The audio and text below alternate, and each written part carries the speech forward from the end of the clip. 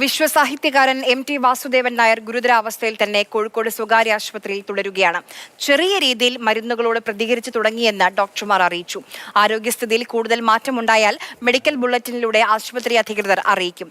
ഇംതിയാസ് കരീം വിവരങ്ങളുമായി നമുക്കൊപ്പം ആശുപത്രിയിൽ നിന്ന് ചേരുന്നുണ്ട്. ഇംതിയാസ്, നമ്മൾ ഓരോരുത്തരും പ്രാർത്ഥിക്കുകയാണ് അദ്ദേഹം എത്രയും പെട്ടെന്ന് പൂർണ്ണ ആരോഗ്യവാനായി ജീവിതത്തിലേക്ക് മടങ്ങി വരാൻ വേണ്ടി.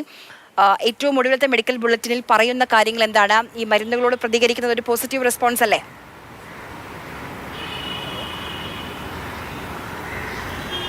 ആര്യ, കൃത്യം 1 മണിക്കൂർ മുൻപാണ് ഏറ്റവും പുതിയതായിട്ടൊരു മെഡിക്കൽ ബുള്ളറ്റിൻ ഈ കോഴിക്കോട്ടെ സ്വകാര്യ ആശുപത്രിയിൽ നിന്നും നമുക്ക് ലഭിച്ചത്.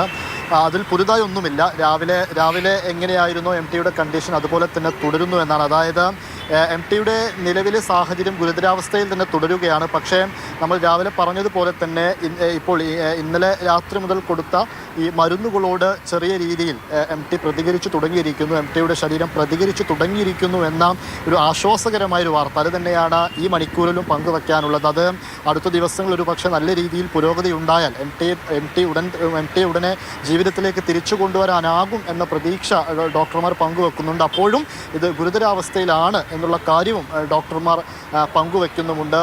ഇന്നടക്കം ഇത് മാധ്യമങ്ങളിൽ എം ടിയുടെ നിരന്തരമായിട്ടുള്ള ഈ വാർത്തകൾ മാധ്യമങ്ങളിൽ വന്ന ഉടനെ തന്നെ ഇപ്പോൾ നിരന്തരമായ ആളുകൾ ഇങ്ങോട്ടേക്ക് എത്തുന്നുണ്ട്. നിരവധി സംവിധായകർ, രാഷ്ട്രീയ രംഗത്തെ പ്രമുഖരെല്ലാം തന്നെ ഇന്നും ഇന്നലെയുമായിട്ട് ഈ ആശുപത്രിയിലെത്തി എം ടിയുടെ ബന്ധുക്കളോട് സംസാരിക്കുന്നു, വിവരങ്ങൾ അന്വേഷിക്കുന്നുണ്ട്. എം ടിയെ ICUവിൽ കയറി കാണാൻ പറ്റിയത് 1-2 ആളുകൾക്ക് മാത്രമാണ്. അവർക്ക് പക്ഷേ എം ടിയുടെ അവസ്ഥ ഇങ്ങനെ ആയതിനാൽ ഇവിടെ സംസാരിക്കാനൊന്നും ആ രീതിയിൽ സാധ്യമല്ല.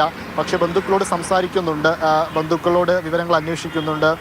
എന്തായാലും എം ടിയെ നമുക്ക് തിരിച്ചു കൊണ്ടുവരാനാകും എന്നൊരു പ്രതീക്ഷയിൽ തന്നെയാണ് ലോകത്തെ എല്ലാ മലയാളികളും ഉള്ളത്. സാമൂഹിക മാധ്യമങ്ങളിലടക്കം തീർച്ചയായും രാഷ്ട്രീയ, സാമൂഹ്യ, സിനിമാ രംഗത്തെയൊക്കെ പ്രമുഖർ അവിടേക്ക് വരുന്നുണ്ട്. മരുന്നുകളോട് പ്രതികരിച്ചു തുടങ്ങി എം ടി എന്നുള്ളത് വളരെ ആശ്വാസകരമായ ഒരു കാര്യമാണ്.